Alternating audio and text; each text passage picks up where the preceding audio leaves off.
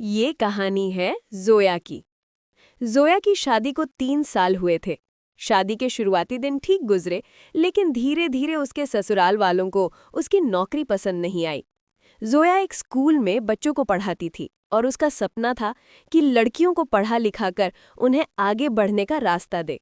शादी के बाद ससुराल वाले बार बार कहते, बहू को घर की जिम्मेदारियां निभानी चाहिए, इतनी पढ़ाई का क्या फायदा।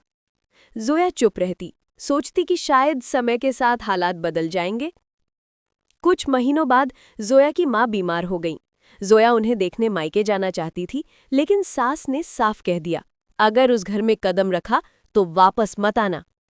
जोया दिल पर पत्थर रखकर घर बैठी रही, बट माँ की हालत और बिगड़ती गई। इसी दौरान स्कूल से फोन आया कि लगातार गैरहाजिरी की वजह से जोया की नौकरी खत्म कर दी गई है।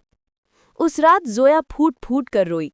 वो एक ऐसी जिंदगी में कैद थी जहां उसकी खुशियां, उसका करियर, उसकी पहचान सब खत्म हो चुकी थीं। आखिरकार एक दिन उसने हिम्मत की। जोया ने अपने पति से कहा, मुझे अपनी माँ के पास जाना है और मैं अपनी नौकरी भी वापस चाहती हूँ। पति गुस्से में बोला, अगर घर से निकल गई तो ये दरवाजा दोबारा नहीं खुलेगा। जोया ने आंसू भरी आंखों से दरवाजे को देखा और धीमे स्वर में कहा, दरवाजे बंद हों तो हों, रास्ते कभी बंद नहीं होते। वो मायके चली गई। वहां उसने माँ की सेवा की और फिर उसी स्कूल में दोबारा आवेदन दिया। स्कूल की प्रिंसिपल मुस्कुराकर बोली, हमने आपकी जगह किसी को नहीं रखा, हमें यकीन था कि आप वापस आएंगी। धीरे धीरे जोया की जिंदगी फिर से संवरने लगी। उसने बच्चों को ट्यूशन देना शुरू किया, फिर मोहल्ले की लड़कियों को मुफ्त में पढ़ाना शुरू किया। जोया को पढ़ाने में वो रोशनी मिलती थी जिसे कोई छीन नहीं सकता था।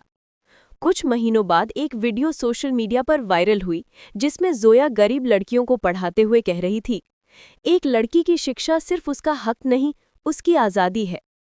वीडियो देखते ही उसके ससुराल वाले तुरंत मायके पहुंच गए। उन्होंने रोते हुए कहा, बहू वापस आ जाओ, हमें माफ कर दो, हम गलत थे। अब बताएं, क्या जोया को ससुराल जाना चाहिए या अपना फ्यूचर बनाना चाहिए?